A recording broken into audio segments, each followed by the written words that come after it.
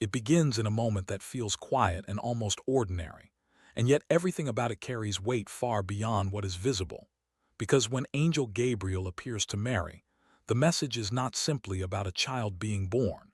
It is about the introduction of a purpose that will unfold slowly and challenge almost every expectation people have about power, identity, and what it means to lead. And what stands out immediately is that Mary is not positioned as someone of influence or status. She is young, living a normal life, and this matters because it establishes a pattern that continues throughout the entire narrative, where significance is not tied to visibility or rank, but to willingness and alignment with something greater than oneself. And when she is told that the child she will bear is destined to rule forever, the idea itself requires interpretation.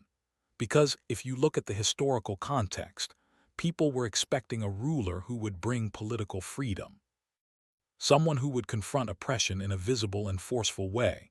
But what is being introduced here is something far less obvious and far more enduring, a kind of authority that does not rely on armies or territory, but on influence that operates within people, shaping how they think, how they act, and how they understand their place in the world. And so what this is saying is that the nature of this kingdom is fundamentally different. And that difference is easy to miss if you are only looking for external signs of power. And then as the story moves toward the birth itself, the setting reinforces this idea in a way that is almost deliberate, because instead of a structured, prepared environment, the child is born in a stable, a place associated with animals and basic shelter. And this is not just a detail to make the story feel humble. It is a statement about accessibility because it removes barriers. It shows that this moment is not reserved for those with privilege or position. And when shepherds arrive, people who were considered socially ordinary and often overlooked, it continues that same theme because the first witnesses are not scholars or rulers, but individuals whose lives are simple and whose role in society is not seen as significant, and yet they are included directly, which suggests that recognition of what matters is not dependent on status, but on openness. And this becomes a recurring pattern you can observe not just here, but throughout the broader biblical narrative, where those who are attentive and receptive often perceive truth before those who are powerful but distracted. And then there is the introduction of the star and the journey of men from the east, and this part expands the scope of the story beyond a single region or group of people, because now you have individuals from entirely different backgrounds being drawn toward the same point, guided by something they interpret as meaningful. And historically, this reflects a broader idea that truth, when it is genuine, does not remain confined. It attracts attention across boundaries, and yet at the same time, this moment also reveals a tension that is just as important as the recognition itself, because while some are drawn in curiosity and respect, others respond with fear and resistance, particularly those who feel that their authority or control might be threatened. And this reaction leads to deliberate attempts to eliminate the child, which introduces a pattern you can observe repeatedly in human behavior, where new ideas or shifts that challenge existing systems are not always evaluated objectively, but are often met with opposition driven by insecurity or the desire to maintain control. And so what this is showing is that the presence of something meaningful does not guarantee acceptance. In fact, it can intensify conflict. And the preservation of Jesus Christ during this period is not just about survival in a physical sense. It establishes a principle that purpose, when it is grounded in something deeper, tends to persist despite obstacles, and that persistence is not always dramatic. It often involves quiet decisions, movement, and protection that may not be visible or recognized at the time. And this becomes relevant later when you consider how influence develops over time, because it is rarely uninterrupted or straightforward. And then the narrative shifts forward to a moment when Jesus is 12 years old, and what stands out here is not just that he is present in the temple, but that he is actively engaging with teachers, asking questions and demonstrating understanding. And this interaction highlights a combination of curiosity and clarity, because it is not passive learning, It is involvement and the response of those around him, being surprised at his understanding, indicates that there is something distinct in how he processes and communicates ideas, and this moment is significant because it provides a glimpse into identity before public action begins, suggesting that purpose is not something that suddenly appears at the moment of visibility, but something that develops internally long before it is recognized externally. And when you look at this in a broader sense, it challenges the assumption that impact begins when people notice you instead. It suggests that the foundation of impact is built in periods that may seem ordinary or even unnoticed. And then there is a long stretch of time that is not described in detail, roughly 18 years where there is no recorded public activity. And this absence of information is often overlooked, but it carries meaning because it implies a phase of preparation, growth, and living within the normal structures of life. And this is important because it aligns with a consistent pattern where significant outcomes are preceded by extended periods of development that are not visible or celebrated. And in a practical sense, it reinforces the idea that readiness is often built in private, through experiences that do not draw attention, and that this process is not separate from purpose, but part of it. And so when you take all of these elements together, the announcement, the setting of the birth, the range of responses from recognition to opposition, the early indication of identity, and the extended period of preparation, you begin to see a coherent progression rather than isolated events, where each stage contributes to an understanding that what is unfolding is not defined by immediate impact, but by consistency, alignment, and a gradual expansion of influence. And what this ultimately suggests is that the way something begins does not limit what it can become, and that the conditions surrounding the start, whether they appear significant or not, do not determine the depth of its eventual effect, because the trajectory is shaped by purpose and persistence rather than initial perception. And that idea, once understood, changes how you interpret not just this narrative, but patterns of growth and influence more broadly. As that long period of quiet development comes to an end, the narrative shifts in a way that feels deliberate rather than sudden, because when Jesus Christ steps into public life, it is not framed as an attempt to gain attention or establish status, but as the beginning of a clearly defined mission, and that transition is marked by his baptism, an act that on the surface appears simple but carries layered meaning, because it represents alignment, submission to purpose, and the start of visible responsibility. And what this is showing is that before influence expands outward, there is often a moment where intention is clarified internally and expressed through a decisive action. And immediately after this, instead of moving toward comfort or recognition, he enters a period of isolation and testing, which reflects a pattern that is often overlooked, because growth that leads to impact is frequently preceded by challenges that refine focus and discipline. And so what this is saying is that clarity of purpose is not enough on its own. It must be reinforced through resistance, through situations that test whether that purpose is stable or conditional. And then as he begins teaching, the content of his message consistently redirects attention away from external appearances toward internal transformation. And this becomes one of the defining aspects of his work, because rather than reinforcing existing systems of status and control, he challenges them by focusing on intention, integrity, and the condition of the human mind and heart. And this is significant because it shifts responsibility from structures to individuals, suggesting that change is not dependent on external circumstances alone, but on how people think and act within those circumstances.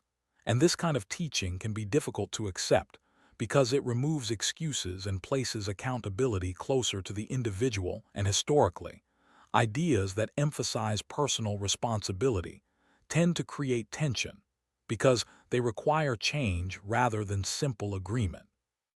And then there is the deliberate choice to gather a group around him, selecting 12 individuals who become his apostles. And what stands out is not that they are highly qualified or socially elevated, but that they are willing, And this reflects a consistent principle that influence is often built through people who are available and teachable rather than those who appear most capable on the surface. And by working with a group, the message is no longer limited to a single voice. It begins to spread through multiple perspectives and interactions, which is how ideas sustain themselves over time. And so what this is showing is that long-term impact requires multiplication, not just individual effort.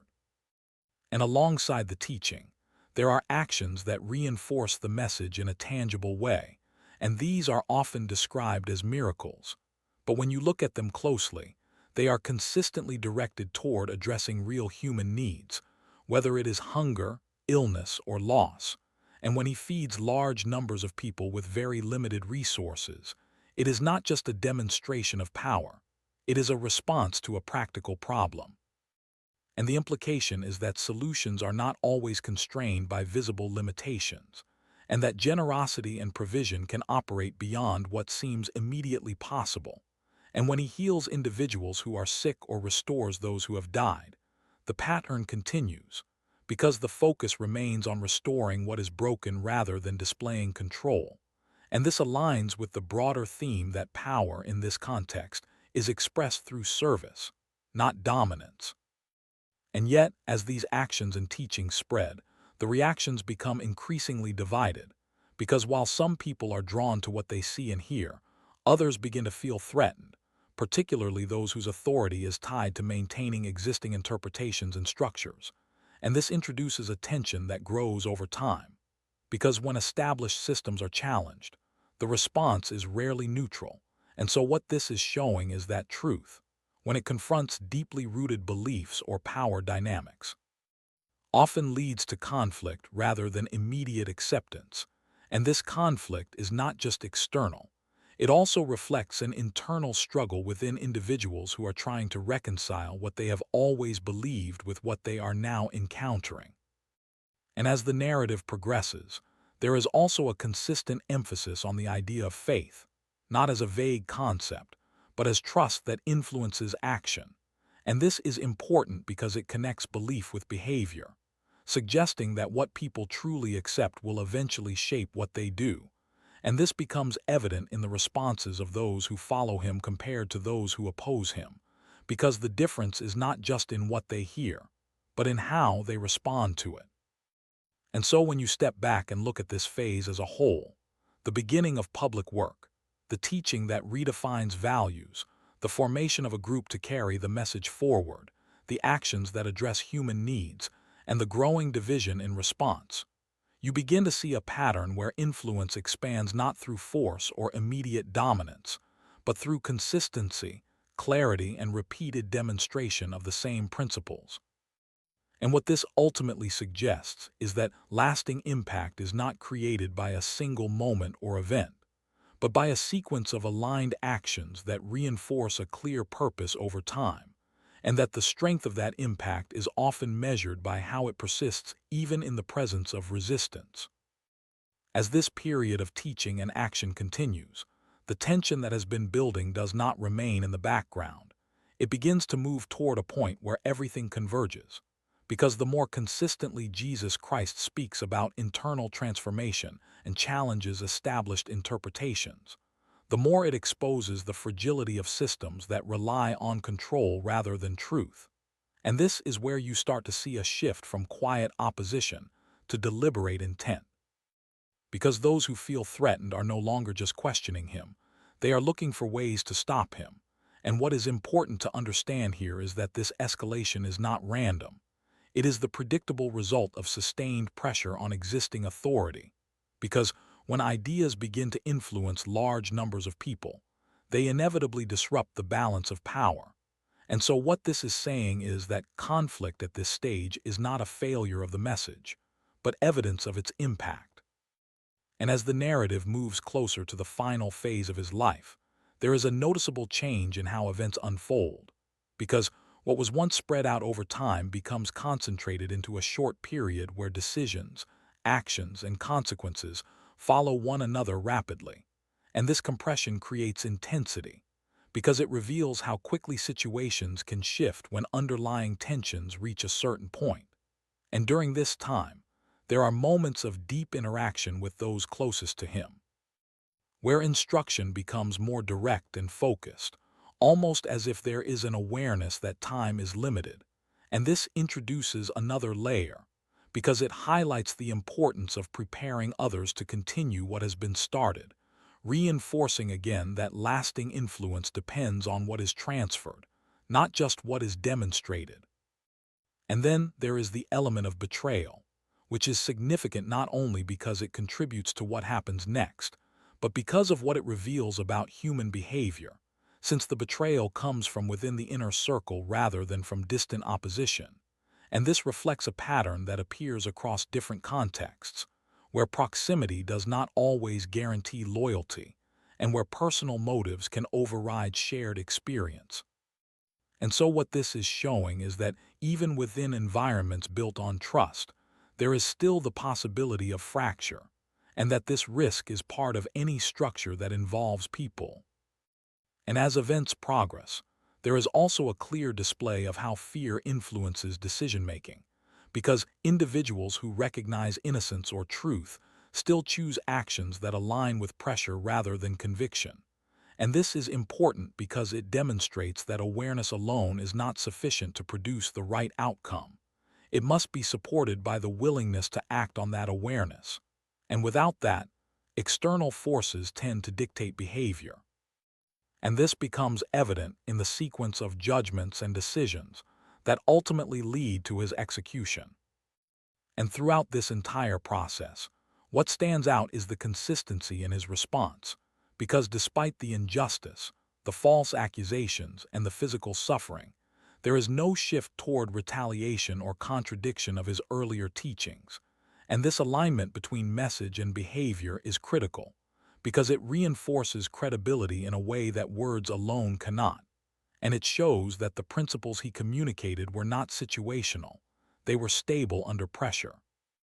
And this is where the narrative moves beyond teaching into demonstration, because it provides a model of how those principles operate in extreme conditions.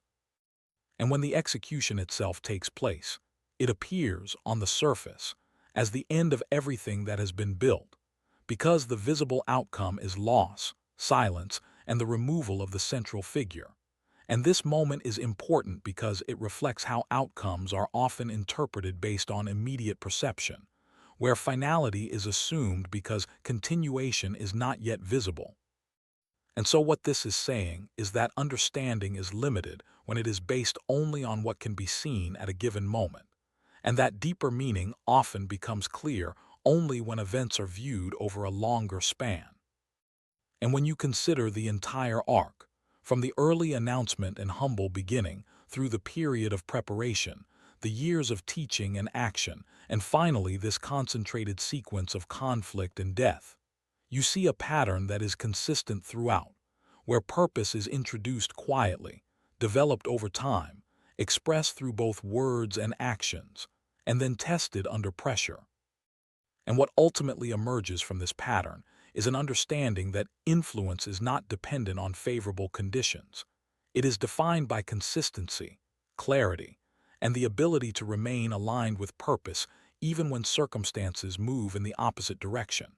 And that idea, when applied more broadly, explains why some messages and movements persist beyond the life of the individual who began them, because their strength does not come from the moment of visibility, but from the depth of their foundation and the consistency with which they are carried forward.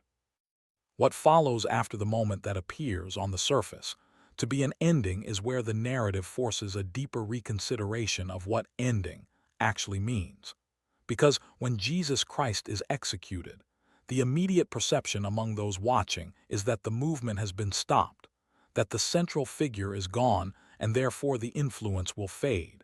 And this reaction is consistent with how people usually interpret events, because conclusions are often drawn from what is visible in the moment rather than from a broader understanding of trajectory. And so what this is showing is that human judgment tends to equate silence with finality and absence with failure. but the narrative does not support that conclusion. And this is where it becomes necessary to look at the pattern rather than just the event. Because everything leading up to this point has already established that what is being built is not dependent on a single visible outcome. It is structured in a way that allows continuation beyond immediate circumstances.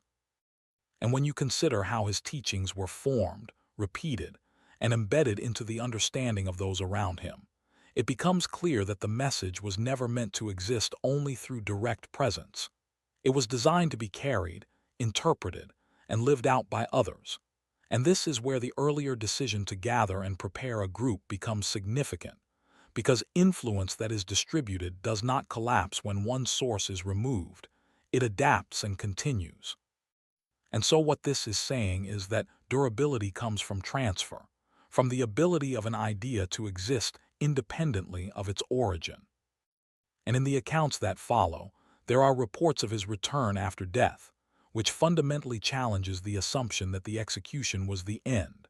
And whether one approaches this from a perspective of faith or historical interpretation, the effect of these accounts is clear, because they transform the understanding of those who had previously been uncertain or fearful.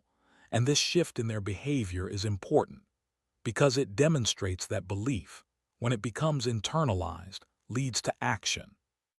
And the same individuals who were hesitant or withdrawn begin to speak, teach, and organize.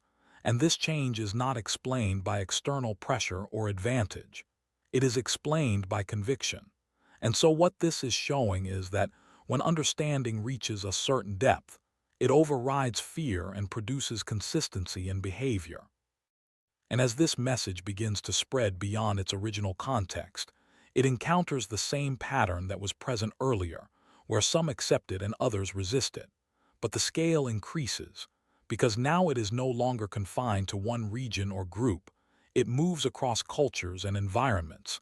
And this expansion reinforces the idea introduced at the beginning, that what is true and meaningful does not remain isolated. It extends outward, and yet at the same time, the presence of resistance continues to confirm that acceptance is not automatic. It requires interpretation, evaluation, and often a willingness to change existing beliefs. And so the tension remains, but it does not prevent growth. It coexists with it. And when you step back and examine the entire sequence, from the initial message to Mary, through the birth, the years of preparation, the period of teaching and action, the escalation of conflict, the execution, and what follows, you begin to see a structure that is consistent at every stage, where purpose is introduced, developed, challenged, and then extended beyond its original form. And what this ultimately suggests is that influence, when it is grounded in something deeper than circumstance, is not limited by time or by the presence of a single individual. It continues through those who understand and carry it forward. And so the conclusion of this part of the narrative is not a simple resolution. It is a transition, because what has been established is no longer contained within a single life or a specific moment. It becomes something that operates across time, shaped by how it is received and applied. And this is why the impact extends far beyond the 30-plus years covered here, because the defining elements, clarity of purpose, consistency of action, and the ability to persist through opposition, are not confined to one period. They are patterns that can be recognized and repeated. And once understood, they change how both the story itself and broader human behavior are interpreted, because they reveal that what appears to be an end can, under the right conditions, function as the point where influence becomes independent and begins to expand on its own. As the narrative moves beyond the immediate aftermath of the crucifixion, what becomes increasingly important is not just what happened, but how those events were understood by the people closest to them. Because interpretation determines direction, and direction determines whether something fades or expands. And at this point, the individuals who had followed Jesus Christ are not operating from clarity. They are operating from confusion, from fragmented understanding, and from the emotional weight of what they have just witnessed. And this matters because it reflects a very real human pattern, where even when people are exposed to consistent teaching over time, the full meaning of that teaching often does not become clear until it is tested against experience. And so what this is showing is that understanding is not just about hearing information. It is about processing it through events that force reevaluation. And in this case, the event that forces that reevaluation is the apparent loss of the person they had attached their expectations to. And so initially, there is hesitation, there is withdrawal, there is uncertainty about what to do next. And this is important because it prevents the narrative from presenting an unrealistic picture of immediate confidence. Instead, it shows a transition, and that transition is where conviction is formed, not assumed. And when reports begin to circulate that he has been seen again after death, the shift does not happen instantly. It happens gradually, through repeated encounters and confirmations. And this gradual shift reinforces the idea that belief, when it is stable, is not built on a single moment, but on a pattern of reinforcement that aligns with prior teaching. And this is why earlier emphasis on preparation and clarity becomes relevant again. Because what was taught before now begins to make sense in light of what has happened. And so what this is saying is that meaning often becomes visible only when events are viewed as part of a sequence rather than as isolated incidents. And as this understanding solidifies, the behavior of those who follow him changes in a way that is difficult to explain without acknowledging internal transformation. Because individuals who were previously cautious begin to act with a level of consistency and boldness that does not align with their earlier state. And this is significant because it demonstrates that conviction, when it reaches a certain depth, alters behavior in a sustained way, not temporarily. And this aligns with a broader pattern seen across different contexts, where deeply held beliefs produce long-term consistency even in the presence of risk. And so what this is showing is that the strength of an idea can often be measured by the extent to which it changes behavior under pressure. And as the message begins to spread, it does not do so in a controlled or centralized manner. It expands through interactions, conversations, and the movement of people across regions. And this decentralized spread is important because it increases resilience, since there is no single point of failure. And historically, ideas that spread in this way tend to persist longer because they adapt to different contexts while maintaining core principles. And this is where the earlier formation of a group becomes critical again, because those who were taught directly now become sources of teaching themselves, and the consistency of their message across different locations reinforces credibility, because variation without contradiction suggests a shared foundation rather than independent invention. And at the same time, resistance does not decrease, it evolves, because as the message reaches more people, it begins to intersect with different cultural, religious, and political systems, each of which has its own structure and its own reasons for maintaining that structure. And so what this is showing is that expansion increases complexity, because the message is no longer interacting with a single set of expectations. It is interacting with multiple frameworks. And each interaction produces a different kind of response, some receptive, some resistant, and some selectively adaptive. And this diversity of response is important because it demonstrates that influence does not operate in a uniform way. It is shaped by context.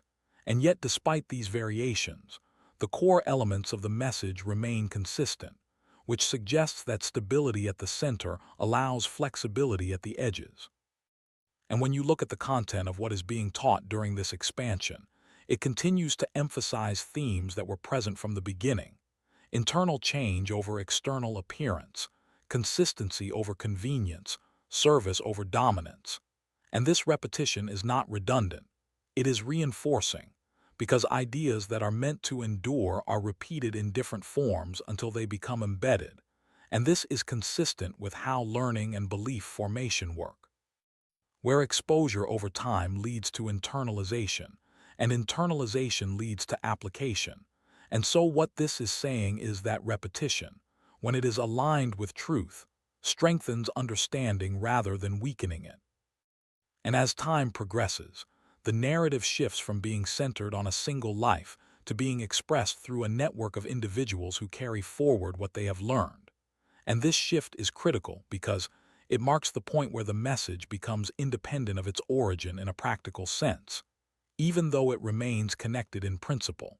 And this independence is what allows it to continue across generations, because it is no longer tied to a single context or moment. And this is why the earlier stages, announcement, birth, preparation, teaching, conflict, and death, can be understood not just as events, but as components of a structure that supports long-term continuity. And so when you bring all of these elements together, what emerges is not just a sequence of historical moments, but a pattern of how influence is established, tested, and extended, where beginnings are often quiet, development is largely unseen, expression is consistent, opposition is inevitable, and continuation depends on how effectively the message is transferred and internalized. And this pattern, once recognized, provides a framework for understanding not only this narrative, but broader processes of change and impact, because it shows that what endures is not what is most visible at the start, but what is most consistent at the core. And that consistency, maintained over time and carried by others, is what allows something to move beyond its origin and become part of a much larger and longer trajectory. As the message continues to move outward through people rather than through a central figure, what becomes increasingly clear is that the structure of this movement was never dependent on visibility in the conventional sense, because visibility can be removed, restricted, or controlled. But what has been established here operates at the level of conviction. And conviction, once internalized, is far more difficult to contain. And so what this is showing is that the design itself anticipates resistance and accounts for it by placing emphasis on transformation within individuals rather than control over external systems. And this is why, even as opposition intensifies in different regions and contexts, the message does not collapse. It adapts and continues. And this adaptability is not random. It is guided by the consistency of the core principles that were established earlier. And this is where you begin to see the distinction between something that is merely reactive and something that is structured. Because reactive systems change based on pressure, while structured systems maintain their foundation while adjusting their expression. And the latter is what allows long-term continuity. And as individuals carry this message into different environments, they encounter varying responses that are shaped by existing beliefs, cultural norms, and power structures. And this interaction reveals another layer of complexity, because acceptance is rarely based solely on the content of the message. It is influenced by how that message aligns or conflicts with what people already believe or benefit from. And so what this is saying is that the spread of an idea is not just about clarity. It is also about friction. And friction is created whenever there is a gap between new understanding and established identity. And this gap requires a decision, either to adjust one's perspective or to resist the new information. And both responses are present throughout this phase. And at the same time, the individuals who are carrying the message are not operating in isolation. They are forming communities, groups that share understanding and reinforce each other's commitment. And this is significant because it introduces a stabilizing factor, since shared belief tends to strengthen individual conviction. And this dynamic is consistent across different areas of human behavior, where people are more likely to maintain a position when it is supported by a group. And so what this is showing is that the continuation of the message is supported not only by its content, but by the relationships that form around it. And these relationships create an environment where the principles being taught can be practiced, observed, and reinforced over time. And within these communities, there is also a process of clarification, because as the message spreads, questions arise, interpretations vary, and there is a need to maintain consistency with the original teachings. And this leads to discussion, explanation, and sometimes correction, which is important because it prevents distortion. And this process reflects a broader pattern where ideas that endure are not left undefined. They are examined, articulated, and aligned with their original intent.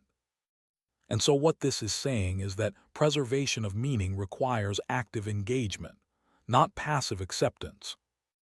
And as the narrative continues to unfold, there is also an increasing emphasis on the practical application of what has been taught, because belief that remains abstract does not produce lasting change. And so the focus shifts toward how these principles affect behavior in everyday situations, how people interact with one another, how they respond to conflict, how they manage resources, and how they make decisions. And this is where the message moves from being conceptual to being operational.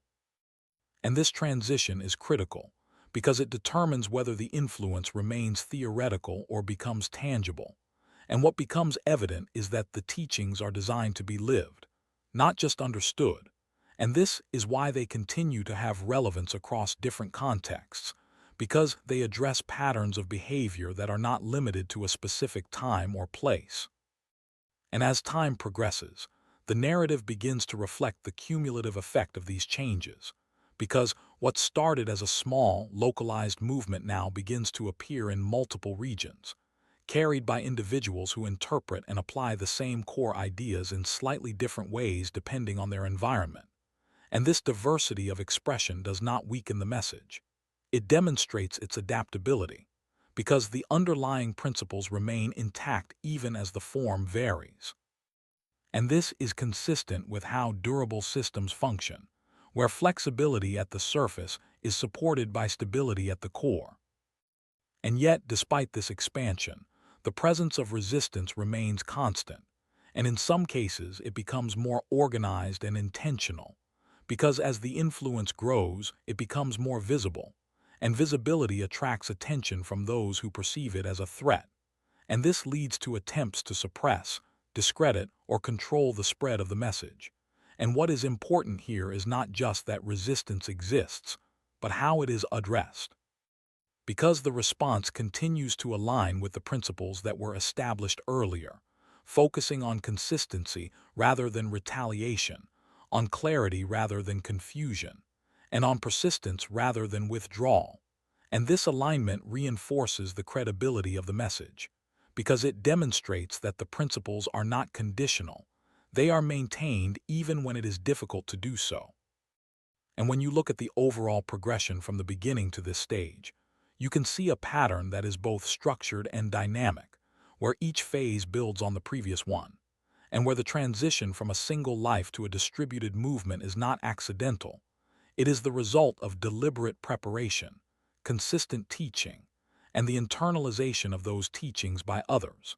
And so what this ultimately suggests is that the strength of this narrative lies not only in the events themselves, but in the way those events are connected, forming a sequence that explains how influence can originate in a quiet moment, develop through consistent action, withstand opposition, and then extend beyond its original context through the people who carry it forward. And that pattern, once understood, provides a framework for recognizing how ideas move, how they persist, and how they shape behavior over time, because it reveals that what endures is not what is most visible or immediate, but what is most consistent, transferable, and aligned with a clear and stable purpose.